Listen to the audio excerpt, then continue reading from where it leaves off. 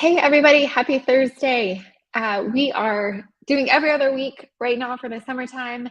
I know that everybody is super busy, things going on, kids on vacation, trying to take vacations yourself.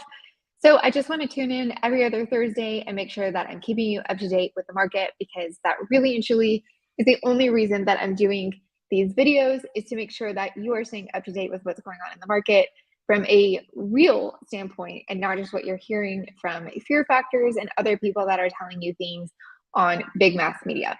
Not saying that they're lying, not saying that they're not. So, something that I really realized the last couple of weeks as a colleague of mine have been studying listing numbers, right? So, how a realtor, when we list a home, we sit and we look at data to make sure that we're getting the best listing price because we don't want to overprice that listing because then we run the risk of not getting potential buyers through the door. Potentially, we're not going to have it appraised for that, value. But we also don't want to undervalue for obvious reasons. We want to get the seller the most money that they possibly can. So normally we're going to be looking at data from like the last 6 months or so, maybe the last couple of months. But with the way that the inventory has been with less homes on the market and with the last couple of years being the way they've been, it's been very challenging because I cannot look year over year to look at statistics and where the pricing should be because last year compared to this year is extremely, extremely different. And so my colleague and I were sitting here talking because she has a listing coming up and she said, a couple months ago, one sold for extremely high. Right now, there's one on the market that's a little bit less. And so I'm really struggling with where to price it. So I really got to digging into some of the data. And it's very interesting to me. And I feel like it's one of those things as a parent, we always tell our kids it's perspective, right? It's how you see things and it's how you interpret things. And I want to share this quote with you because as I was digging through things, this quote popped up for me. Each day I get a new quote, it just pops up, Google Chrome, they send you things. And it could not have been more relative to what I want to share with you today. And it says, study the past if you want to define the future. And so I really started looking because when we look at some of these graphs, which I'm about to share with you, right now, the numbers look massive, right? We see these big curves. It's almost like a roller coaster. And so that can really get overwhelming, especially when we are going to a listing appointment or we're sharing information with buyers and we're just sharing the last couple of months, even just the last couple of years, that information can look really overwhelming. But what happens when we take a step back and we really look at the big picture over time and we don't just hyper focus on right now? We study the past to define the future. So I wanted to share that with you guys today because when I really pulled back and I looked at things from a grand perspective, it really put a different spin on things. So let me share this with you guys. So right now, what you're looking at is exactly what I see when I pull up FMLS data.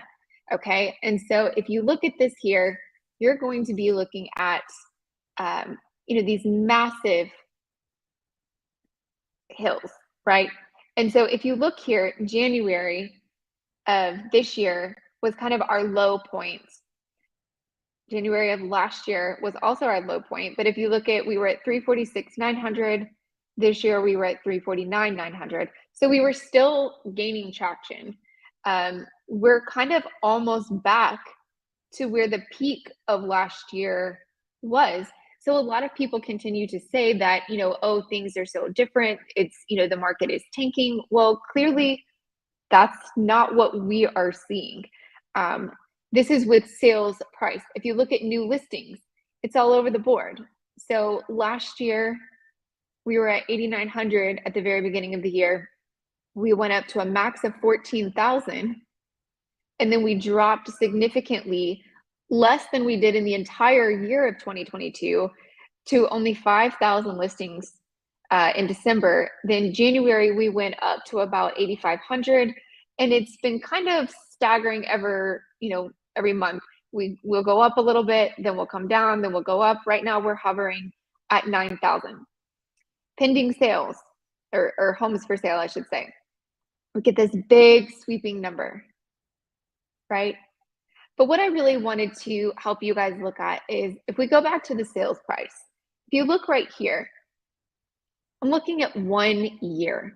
And so for real estate, a lot of times what you will see is realtors will look at year over year trends, because when we're studying the market to find out like a neighborhood, we're going to be listing a home in a neighborhood, we're looking at year over year trends. So last year at this time, how many homes were there for sale?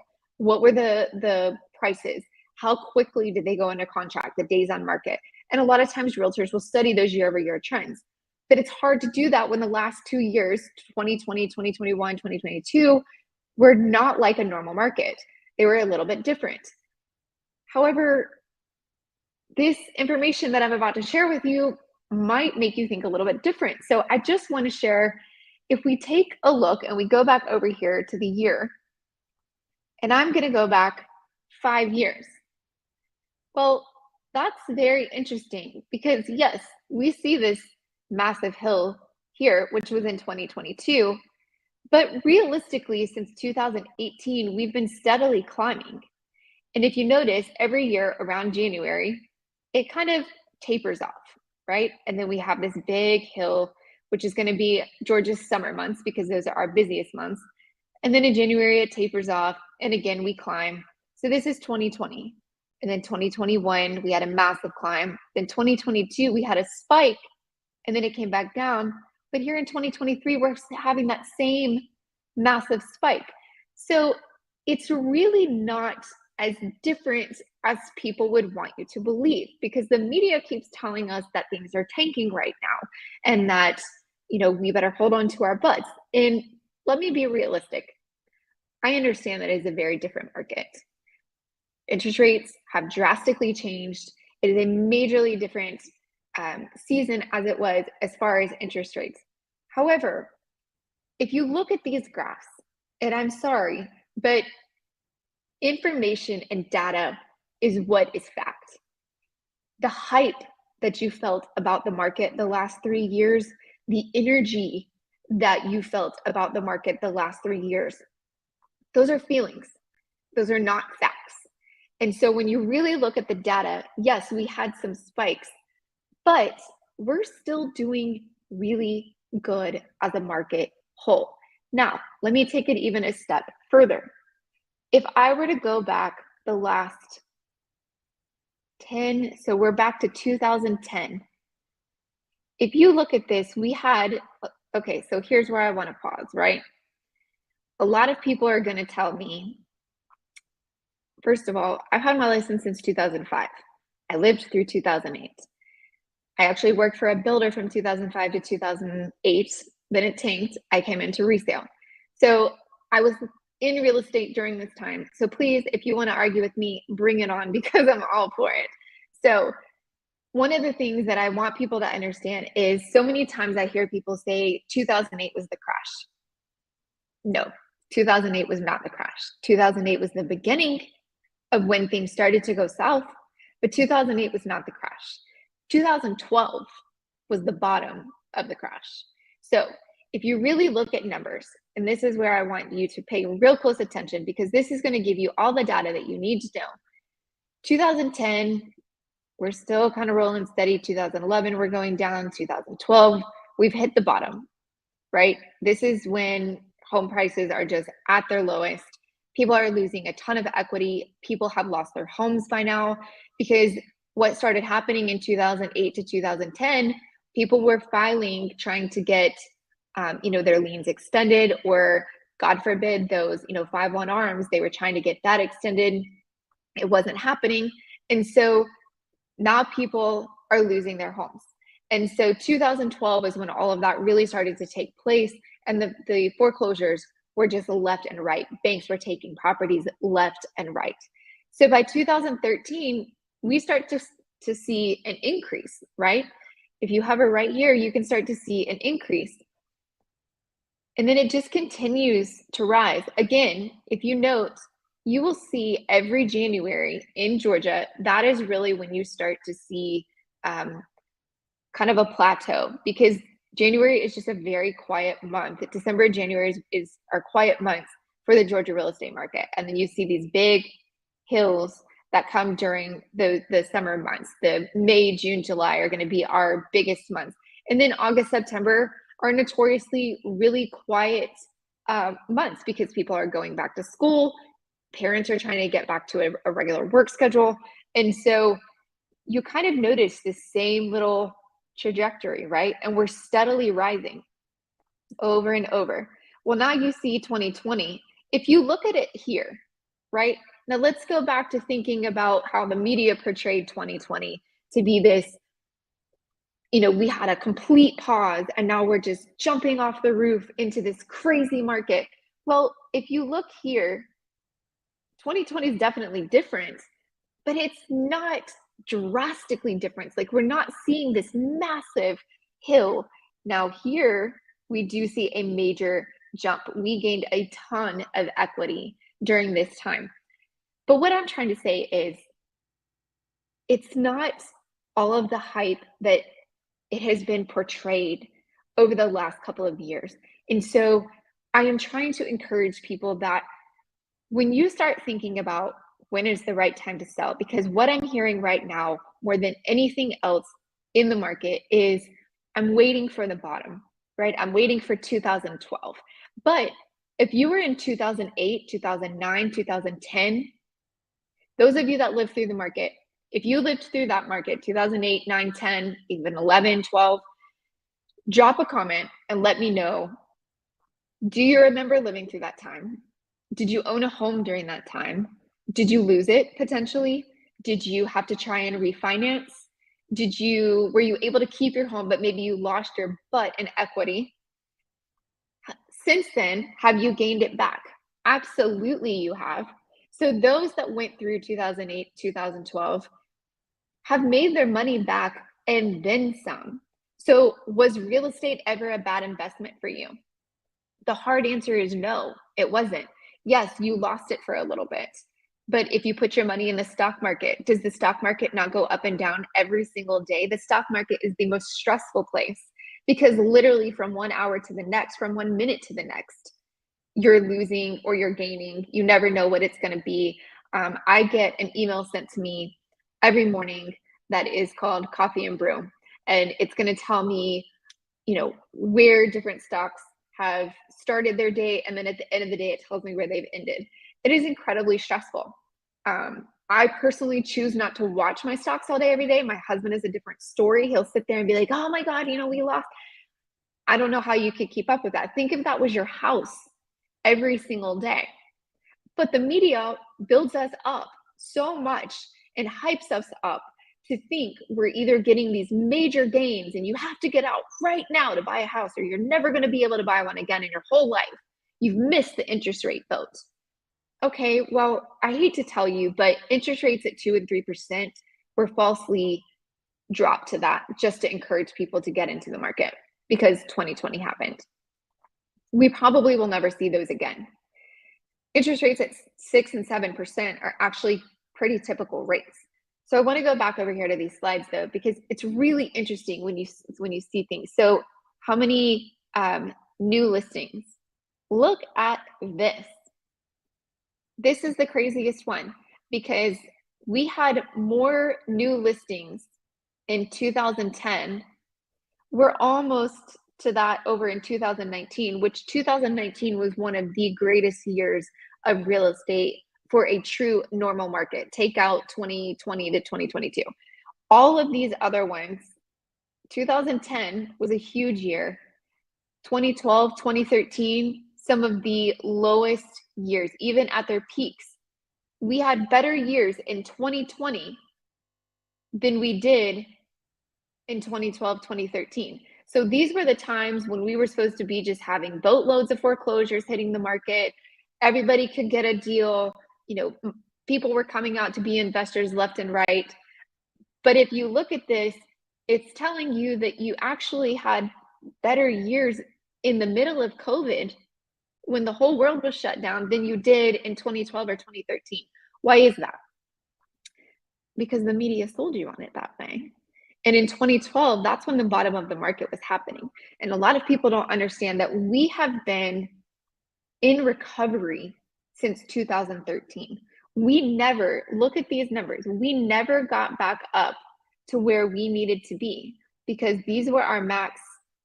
We needed to get back to these numbers. We've been steadily trying to get back there. And then we dipped again, and now we're back. But now we're still at a really low time. Look, right now, this is the lowest that it's ever been in the last since 2010. So you can't tell me that we're not still in a good market. And what I don't want to happen is those of you that are holding out for the bottom of the market or to know when is the interest rate going to be the worst that it is? When are they going to start coming down? When are prices going to start coming down? Well, what if prices don't start coming down? What if they just continue to increase? Because this year currently we're at a 3.5% increase. So everybody kept saying we're going to have this massive fallout. And that's not to say that, certain areas of the country haven't had a fallout, because they have. There's certain places in Texas, Seattle, different places in the US have definitely had decreases in value.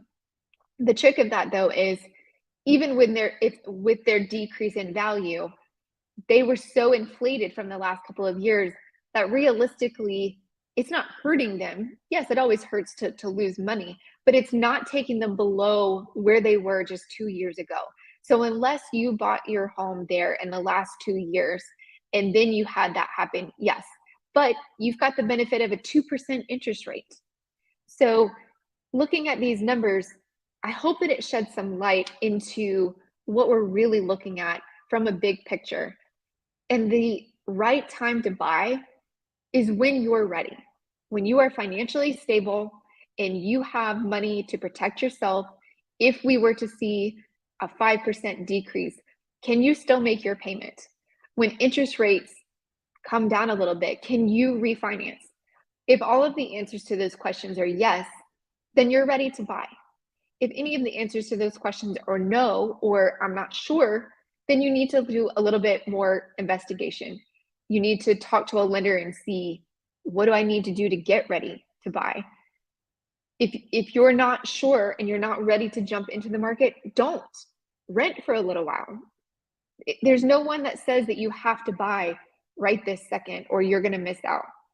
I think a lot of people are pressured into buying right now because the simple fact is homes are getting more expensive. And here in Georgia, with all of the tax breaks for companies and a lot of people still moving here, we had over 100,000 people move from out of state into Georgia last year. We don't see that halting anytime soon. So if that's going to continue, home prices are going to continue to rise. And at some point, if you haven't already purchased, especially if you're a new home buyer, it is going to be more challenging for you to buy. My man, Anthony, let's see what you got going on. What needs to happen for us to return back to those 2010 numbers? That's a great question. And the problem is builders in 2008 lost their behinds, and they lost it for years to come. Some of them closed up shop. A lot of them pretended that they closed up shop, but they really bankrupted that company and started a new one. A lot of them saw the writing on the wall. The smart ones, the one that I worked for, saw the writing on the wall. And I vividly remember in 2007, all of a sudden, we started moving a lot of things to a different account. Well, he was a very smart builder. And in 2008, when everything went down, we closed up shop. Miraculously, in 2013, he surfaced under a new name. He's still building to this day. And no, I will not disclose who it is. However, builders got so frightened from 2008 and whatever, everything that happened, and losing their rear ends on things because they had overbuilt and they had all of this standing inventory. So instead of just losing the land, they lost everything that they had built on that land. If they had just held on to the land and not built on it, they probably would have been able to save a lot of the properties that they had invested in because they didn't have standing inventory that they were trying to sell. And so builders from then on basically just built when you came in and said, I like this lot, this is the house I want built on it, go. Then they would start the build process. They would not have really any standing inventory going. They weren't building what's called spec houses. So now, Anthony, you want to go in, you need to be in 30 days. You're getting a job transfer, your kids are starting in August. I need to be in 30 days. Well, I'm sorry, Mr. Banks, we don't have anything for that. We can build you something, but it's going to take 6 to 8 months. Well, I don't have that kind of time. So now you're pinned into looking at a resale. The problem is builders have not kept up with demand. And as Georgia has seen more and more Fortune 500 companies coming here, because a lot of it is the tax incentives, we've had a lot of flood of people coming here. 100,000 people last year. That's a lot of people. That's not anything to make light of. And so if we already don't have enough housing for the people that live here currently, and then you're constantly bringing in new people from all over the US, all over the world. I actually just got back from meeting with a buyer. They're moving here from South Africa. Some of the sweetest people I've ever met in my life. They're coming here for better opportunities with their business because of tax incentives. And so that being said, we need builders to keep building. The other factor on this is, Anthony, like you and I talked about, this is something that I personally had never thought of before, because I'm in an age group that I'm not looking at retirement. I'm not looking at even further than retirement, my 70s, 80s, thinking about getting into an assisted living or dementia, things like that, right? A lot of people, when they get to that point, and I was just talking with a gentleman about this, Anthony, you and I talked about it, a lot of those people will downsize. And so they've had their kids raised in that house, they've gone through school, graduated, now they've got families, now they've brought grandkids to those houses. Now those grandkids are getting older. Maybe the families aren't coming to visit as much, or the families have gone all over the country. Not everybody lives here anymore. And so those grandparents that are in their 70s, 80s are like, you know what? 5,000 square feet is just, it's too much house for me. And so they're going to downsize. And so what happens? That 5,000 square foot house is now available to somebody like you, Anthony, who has 3 daughters. I'm going to be putting them into school. Now we have the tables turning. It's just natural progression. Well, what happens when the banks are so unsteady that people that are in their 70s and 80s are fearful to sell the one steady financial thing that they own, their home? Because if they own this home, and a lot of them do own them outright or have very small mortgages, no one can take that from them. They're safe there. Nobody can take that money out from them. They can use that money. They can pull equity from it if they need to buy a car or health issues, anything like that. They can borrow against the house, what's called a home equity line of credit. And a lot of people that have massive amounts of equity in their home will have a home equity line of credit. They can always borrow against that and nobody can take it from them. But what happens when they sell that home? They no longer have that as a line of credit. They no longer have access to that money, nor do they have access to that home. And now they go into an assisted living because it sounds great. But then the bank falls. All of the money that they had in the bank isn't there anymore. How are they now supposed to pay for the assisted living that they live in? They can't. What do? So that's a factor that I had not really thought of and gone in depth on until I was talking to a gentleman that has been talking with me for years about potentially selling his house. And he said, you know, Ashley, I really do want to move. I don't want to keep this up anymore. I really don't. However, I'm just scared of getting out of it and not having my money, you know, being broke. But right now I have all of this. The other thing that I want you to be careful on, going back to that home equity line of credit, a lot of people back in 2006, 7, they took out home equity lines of credit against their house because they were going to do renovations and things like that. Some people even bought cars off of it. And that's how they ended up upside down. Because when you take out a home equity line of credit, let's say that you have $100,000 available to you. If you max that out, you now can't sell your house for less because you have this equity line that's maxed out. It is never a good idea to pull out a home equity line and max it out. If you want to pull out a home equity line of credit and use it to do, simple renovations to your home, that's a smart thing. A lot of people are doing that right now. They're staying put. especially the last couple of years, people deciding, you know what, I'm just going to stay where I'm at, but I'm going to go ahead and do the things that I want. I'm going to go ahead and make the kitchen that I wanted. I'm going to put on the back porch with the sun fans and all the things that I wanted. I'm going to make my house what I wanted it to be. And those types of things are okay to do. But I'm warning you, we're seeing it again where people are starting to say, well, if I'm going to stay put, I've got a lot of equity right now because of the last couple of years. I'm just going to pull some of that equity and I'm going to go ahead and do some things. That's all fine and good, but be careful. Do not get greedy. Do not take advantage of the fact that you've had a great last couple of years, because you have to always think on the other side of things. Like I said earlier, study the past if you want to define the future. What happened in the past? When people got greedy, tables turned real quick. And so you just want to make sure that you're making smart decisions. And so in that case, if you're not sure if something is going to gain equity for you, call me, text me, email me, say, hey, I'm thinking about making this renovation. Do you think that this would be a good return on investment?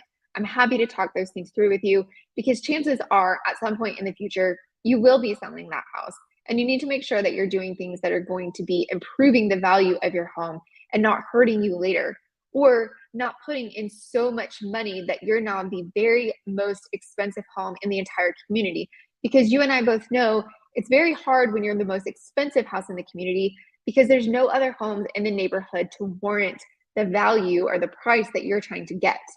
So I hope all of this has made sense. If you guys have any specific questions, definitely feel free to reach out to me. I know it's summertime. I want to let you guys enjoy your time, but I just thought all of this was way too interesting not to share with you. I'd love to send you any of the slides if there's anything particular. Otherwise, I'll see you guys in 2 weeks. Have a great summer.